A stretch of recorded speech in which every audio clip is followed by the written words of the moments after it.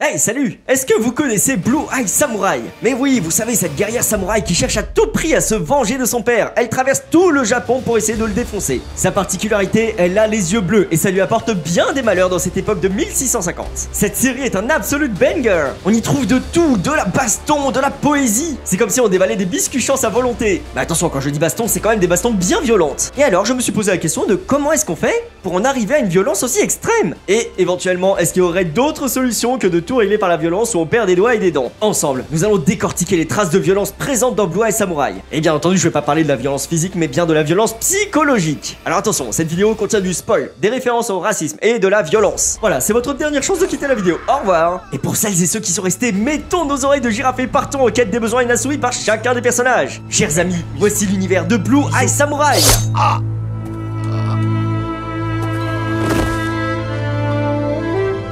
Commençons par parler de Mizu. Après tout, c'est le personnage principal. En 1650, en Japon, en plein air des samouraïs, Mizu, une guerrière solitaire, traverse tout le pays pour assouvir sa vengeance. À cette époque, 4 hommes blancs sont arrivés d'Europe pour commencer d'un commerce d'armes à feu avec le Japon. Et il se trouve que l'un d'eux est son père. C'est son père qui a forcé sa mère à mettre un enfant au monde. Donc elle, en fait. Enfin voilà, elle est extrêmement déterminée pour le retrouver et lui mettre une bonne fessée. Et il y a quelque chose qu'on ne peut pas lui enlever, c'est qu'elle est incroyablement badass. Au fil de sa quête, elle rencontre Ringo, un jeune cuisinier manchot qui a un petit peu de mal à servir des nouilles. Enfin, pour un estropié, il s'en sort quand même vachement bien. Mais Ringo s'ennuie dans son petit restaurant de nouilles. Et il est en méga admiration devant la force et le charisme de Mizu. Ni une ni deux, il décide de la suivre et lui demande de le prendre pour apprenti. À partir de ce jour, il prend une décision qui va changer sa vie. Il sera prêt à tout pour devenir comme elle. Un samouraï. Ah oui, elle a également le bonheur de croiser le chemin de Akemi. Akemi est la fille d'un puissant seigneur dont le destin est d'être marié à un shogun, c'est-à-dire un seigneur de l'époque. Autant dire que ce n'est pas vraiment un avenir radieux qui lui est promis, surtout qu'elle va être en captivité. Alors elle va essayer de tout mettre en place pour retrouver son petit amoureux qui s'appelle Monsieur Propre, enfin je veux dire Taigen. Alors lui, c'est un fils de pêcheur qui aurait gravi les échelons pour devenir un petit seigneur nanana. Apparemment, il est très fort, mais il est aussi odieux. En plus, il se trouve que c'était un des harceleurs de Mizu quand ils étaient petits. Et je vous avais dit qu'il y aurait du spoil, hein, désolé, ça va attaquer sévère là. Après avoir perdu un duel de manière ridicule contre Mizu,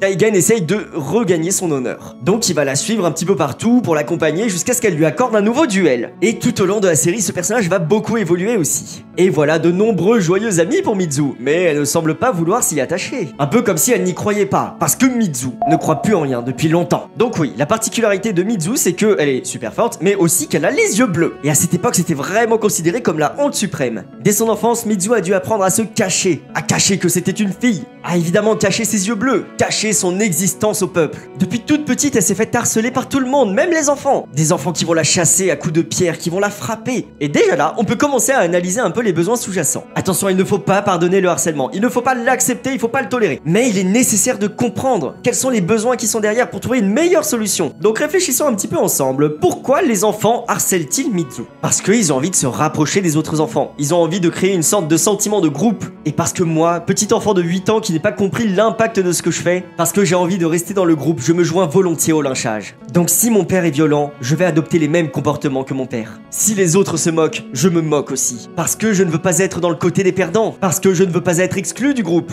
On peut tous et toutes comprendre ce que ça fait de se sentir exclu d'un groupe. Nos ancêtres, quand ils étaient dans la nature, s'ils se retrouvaient exclus du groupe, et bien en fait ils mouraient tout simplement. On peut un petit peu dire qu'on est les descendants et descendantes de ceux qui sont restés dans le groupe. Donc oui, le besoin d'intégration se fait ressentir tout au long de la série. On sent également que Mizu aimerait s'en dissocier, mais comme c'est inscrit dans les gènes, bah c'est pas si facile. Peut-être que c'est un petit peu l'enfant qui est en nous qui parle à ce moment-là. Je veux dire, quand on observe un petit peu, un enfant, si jamais il est pas intégré, si jamais il se dissocie de sa famille, eh ben il va mourir, évidemment. Donc voilà, Mizu est différente. Et parce qu'elle est différente, elle mériterait une punition. Heureusement, on n'est pas obligé de punir quelqu'un pour renforcer notre besoin d'appartenance à un groupe. On peut se faire un petit baby-foot par exemple. Et alors ce groupe va punir la différence. Tu mérites une punition parce que tu n'es pas chez toi et parce que je t'accueille dans mon pays et que je te nourris. Donc voilà, évidemment, avec ce raisonnement-là, on ne peut avoir que de la violence à la fin. Parce qu'on peut rapidement arriver à des dérivés du genre il faut que il faut que si, tu es trop ci, tu es trop ça. Mais heureusement, un soir, alors qu'elle se battait avec des enfants qui la harcelaient, elle a été recueillie par une personne aveugle. Une personne qui ne pouvait pas voir ses yeux bleus et donc qui ne pouvait pas voir son imperfection. Et c'est aussi ce qui lui a permis d'apprécier toutes ses autres qualités. Alors il l'a recueillie. Et il a pris soin d'elle pendant toute sa croissance parce qu'elle n'avait nulle part où aller. Grâce à lui, Mizu a pu grandir en paix, à l'abri des regards. De tous les regards, enfin si, parce qu'il voit pas, vous voyez. Je sais que tu es très moche, mais la laideur n'est rien pour moi. À cause de cette oppression constante, on peut dire que Mizu va vite avoir honte de ses yeux bleus. Elle est rongée par la honte. Elle en arrive rapidement à la conclusion que si elle n'avait pas été la fille d'un gars avec les yeux bleus, elle n'aurait pas à souffrir autant. Et parce qu'elle n'avait pas les outils pour trouver la paix à l'intérieur d'elle-même, elle a décidé d'orienter sa colère vers la personne qui l'a créée. Ses besoins d'intégration ont été menacés tellement fort que la seule solution qui lui sautait aux yeux, c'était d'infliger la même douleur à son géniteur. Au moins la même douleur, voire plus. Et ça, c'est le début de l'escalade de la violence. Heureusement, son père forgeron adoptif lui a souvent rappelé que la honte fait partie de son être, mais c'est aussi ce qui fait sa force. Donc c'est bien beau tout ça, les yeux bleus, le ciel bleu, blablabla. Maintenant parlons d'Akemi. Akemi, vous vous rappelez, c'est la petite princesse qu'elle avait croisée au début là. Le prix que j'ai à vos yeux.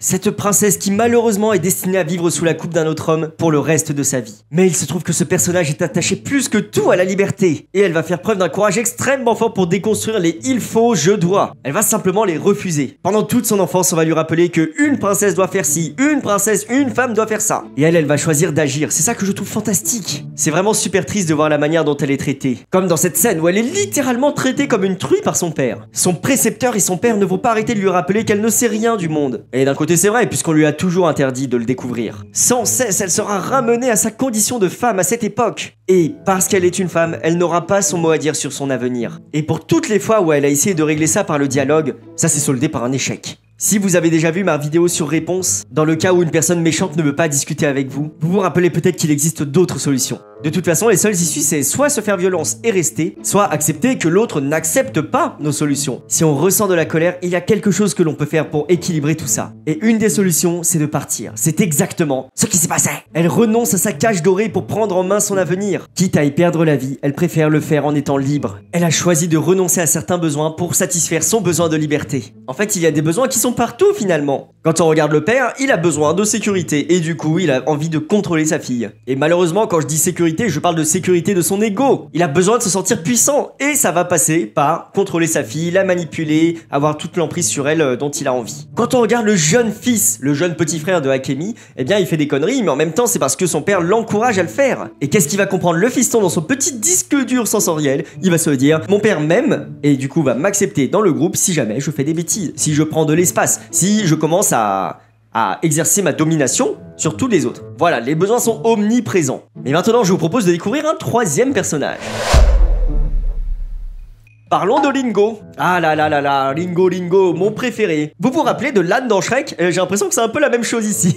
Il parle tout le temps, il veut toujours mettre l'ambiance, il est vraiment trop sympa. Il est fidèle, il est admiratif, il est vraiment prêt à tout pour protéger son maître. Et il n'a qu'un seul but dans sa vie, se sentir utile. Se sentir utile parce qu'il n'a jamais eu de main et qu'il a toujours été défavorisé par rapport aux autres. On comprend très vite qu'il a envie de devenir utile parce qu'il a envie que sa vie vaille la peine d'être vécue. Il a envie de montrer que lui aussi, il peut contribuer même s'il est estropié. Est-ce que c'est aussi par besoin d'intégration pour rester dans le groupe? Peut-être, peut-être. Et donc tout au long de la série, dans chacune des actions qu'il va mettre en place, il va vouloir leur donner un sens, il va vouloir se sentir utile. Du coup, il va toujours être en attente de la validation de Mizu. Est-ce que ce que j'ai fait vous convient, maître? Est-ce que ce que j'ai fait vous aide? Est-ce que je suis utile?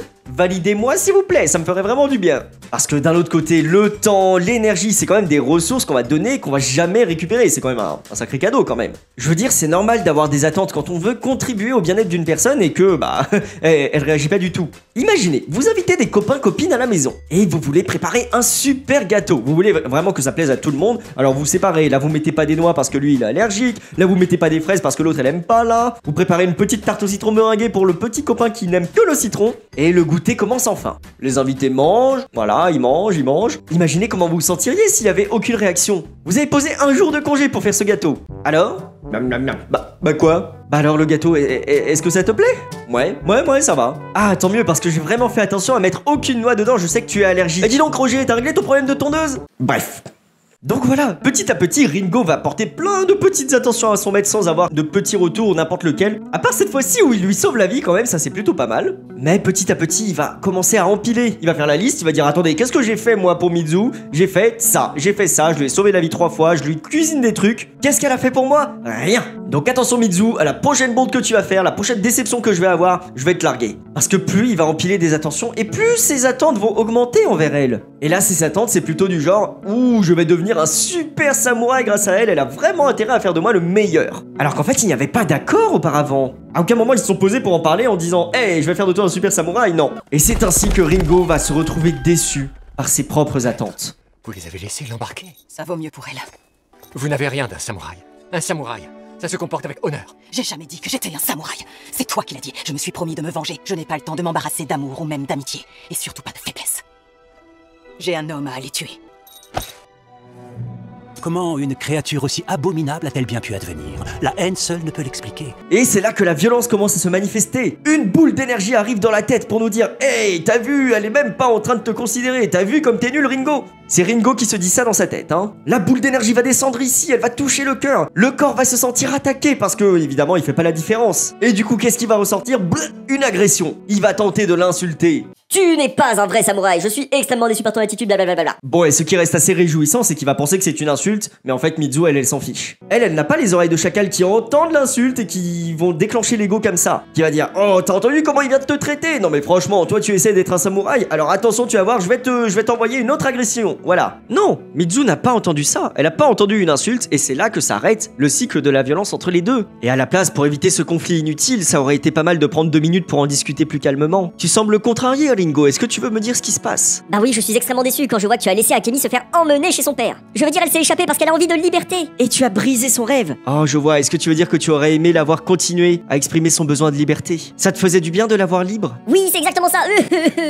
Voilà, on pourrait imaginer qu'il aurait pu finir par pleurer et se dire que du coup, là, on est dans le processus de guérison. Mais bon, ce n'est pas du tout ce qui s'est passé. Toujours est-il que Ringo était un des seuls qui ne la détestait pas pour son apparence. Et ça, pour Mizu, ça n'a aucun prix. Parce que lui aussi, il est différent. Et il sait ce que ça fait. Bon, de toute façon, il devient clair que Mizu ne veut pas s'attacher à ces nouvelles personnes qui sont pleines de vie, qui sont prêtes à tout pour elle, parce qu'elle a simplement été traumatisée pendant sa jeunesse. Et pourtant, petit à petit, elle va réaliser qu'il y a des choses qu'elle ne peut pas faire toute seule. Elle va commencer progressivement à s'ouvrir aux autres. Et c'est vraiment nécessaire dans ce monde qui est d'une violence inouïe. Il y a de la violence dans les mots, il y a de la violence dans les actes, et ça touche même les enfants, c'est malheureux. Malheureusement, il y a toujours une sorte de climat de devoir qui règne au-dessus de notre tête à chaque fois. Des règles qui sont écrites par les plus forts, et qui nous disent « Toi, la faible, tu serviras à créer des enfants. » Voilà, c'est comme ça, c'est la règle, il faut l'accepter. Quant à toi, tu as perdu tes cheveux, déshonneur sur ta famille, déshonneur sur ta vache. Mais il y a aussi un climat de violence dans les actes, enfin, de toute façon, tout le long de la série, on sent une tension énorme, comme si on pouvait se faire dézinguer à tout moment. Prenons par exemple ce trafiquant du bar. Regardez comme il se comporte trop mal avec les meufs qu'il est en train de Et vous vendre. finissez vos bols.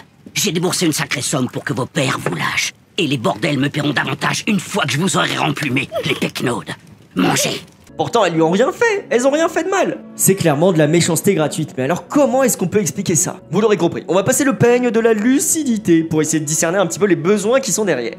Pour commencer, et si je vous disais que quand on a du pouvoir, on a un mécanisme qui se met en place qui fait qu'on en abuse? Il s'agirait d'un biais cognitif qui s'appelle l'effet Lucifer. Il a été illustré dans le film La prison de Stanford. C'est un film assez difficile, mais si jamais ça vous intéresse, n'hésitez pas à aller jeter un coup d'œil. En fait, ce film, La prison de Stanford, raconte l'histoire d'une expérience sociale qui a complètement tourné en vrille. C'était vraiment très simple. Ils se sont mis dans une prison, ils ont dit, allez, il y a 10 personnes qui vont faire des faux prisonniers et 10 personnes qui vont se comporter comme des faux gardiens. C'était complètement au hasard, les sujets, ils étaient complètement en bonne santé. Et bah devinez quoi, au bout de 48 heures, ils ont dû arrêter l'expérience parce qu'ils commençaient à se taper dessus. Enfin, je dis taper dessus, mais c'est surtout les gardiens qui commençaient à abuser vraiment de leur pouvoir et à frapper les prisonniers. Alors que c'était des faux gardiens, enfin vraiment c'était démentiel comme truc. Pourtant chacun des sujets étaient des personnes issues de bonnes familles, ils avaient jamais eu des antécédents de violence auparavant. Donc voilà, une expérience qui était vraiment très chelou et qui a tourné au drame, d'autant plus que le gars qui faisait la recherche, il faisait partie lui-même de l'expérience, c'était le directeur de la prison. De cette expérience est né un biais cognitif qui s'appelle l'effet Lucifer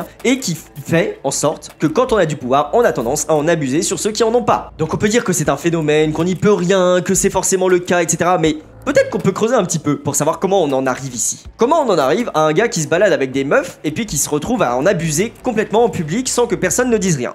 Donc déjà on sait qu'il est en position de pouvoir et que ce pouvoir il l'a acquis par la violence. Là pour le moment c'est qu'il est en train de coller avec l'expérience de la prison. Il l'a acquis par la violence parce qu'il est en train de vendre des esclaves. Donc il est naturel de penser qu'il a envie de conserver ce pouvoir par la violence. Dans sa tête il va se mettre à penser je dois conserver un climat de domination-soumission. Donc pour ça je devrais leur infliger des violences régulièrement. Ce pouvoir va me donner un boulard, il va alimenter mon ego de manière que je vais me retrouver à commettre des violences envers tous ceux que je pense plus petits que moi. Ouais, vous comprenez, maintenant j'ai le droit de frapper ces gens-là parce que j'ai du pouvoir. Et j'observe très malheureusement que de commettre des violences sur des personnes moins puissantes que nous, c'est quelque chose qu'on voit dans la vie de tous les jours aussi. Ok, notre boss au boulot va pas nous couper les doigts si on le regarde de travers. Mais il a le pouvoir de nous mépriser, de nous remettre à notre place. Il peut très bien décider de si on est viré ou pas. Pourquoi? Parce que c'est le boss et parce que son statut lui donne le droit de nous virer ou pas. Alors on va avoir envie de rappeler à la personne qui on est quand même, faut pas oublier. Mais face à une personne comme Mizu qui ne cherche pas à être quelqu'un, ça n'a pas d'importance.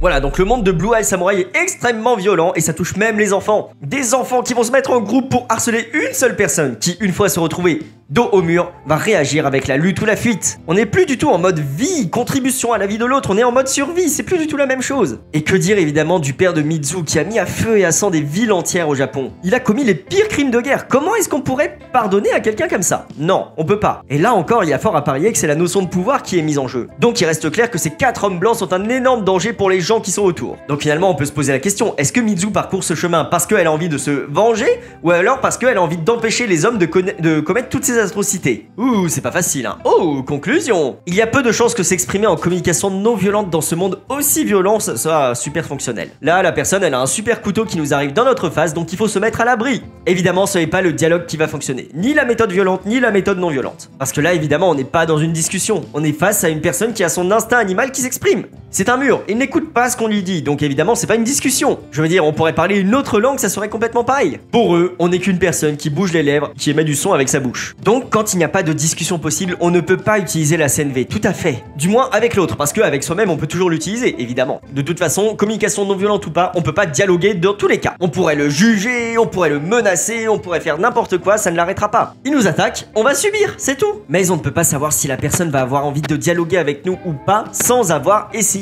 Et donc tant qu'à faire, autant essayer de le faire par communication non violente. On pourrait penser qu'on connaît bien la personne et qu'elle ne voudra pas en parler. Donc si on suppose que la personne ne veut pas discuter, il faut au moins essayer. Essayez, jusqu'à ce qu'on ait une réponse claire. Non, je ne veux pas en discuter et il n'y a rien que tu puisses faire pour me faire changer d'avis. Parce que mon cœur est noyé dans la haine. Les âmes comme la sienne se noient dans le sang.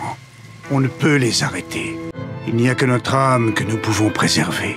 Parfois, il n'y a pas de discussion avec l'autre qui est possible, mais ça nous empêche pas de passer le peigne de la lucidité, parce que ça nous aidera à ne plus voir l'autre comme un ennemi. Il faudrait faire ce raisonnement une fois que le calme serait revenu, évidemment. Et nous aussi, on est des individus avec des besoins inassouvis. On a besoin d'écoute, on a besoin d'accueillir nos propres émotions. Colère, peur, frustration, ces sentiments, ces émotions vont nous pousser à agir. Soit par la fuite, soit par le combat, soit toute autre chose, mais au moins, on tente quelque chose. Et c'est exactement ce qu'a fait Akemi. Elle s'est rendue compte que son père ne l'écoutait pas, elle a essayé, et finalement, elle a agi. Blue Eye Samurai est rempli de personnes qui ne sont pas très gâtées par la vie. Et ce qui est impressionnant avec ces personnages-là est qu'ils se fichent des regards des autres. Enfin, tous sauf Monsieur Propre, hein, bien sûr. Et donc ils n'écoutent pas les prédictions à 2 balles. Ça ne marchera jamais, tu t'en sortiras jamais vivant, blablabla. Et je trouve ça impressionnant que ces personnages partent du principe que personne ne peut les connaître mieux qu'eux-mêmes. Et qu'elles se font beaucoup plus confiance à elles-mêmes qu'à Jean-Gus là-bas. Cette série nous rappelle également qu'on peut se faire défoncer par tout le monde autour. Et pourtant, parmi cette masse de haine, il existe des personnes qui sauront nous accueillir. Le monde est vaste, il y a forcément des personnes qui sauront reconnaître nos qualités.